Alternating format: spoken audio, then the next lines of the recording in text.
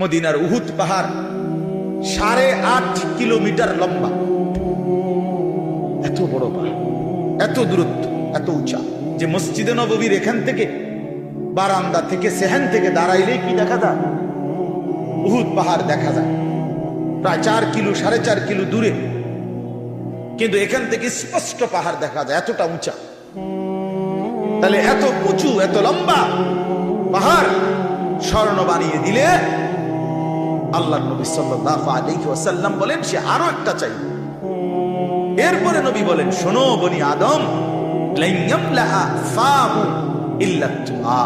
হায়, এই সাহাবীকে ডাক দিয়া বলছে, উবাই ইকরা আলাইয়া কোরআন শরীফ পড়ো, শোনাও। তিনি বলেন, আমি শোনাবো আপনাকে?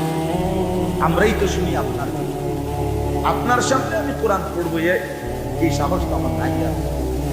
আল্লাহ নবী সাল্লাল্লাহু আলাইহি ওয়াসাল্লাম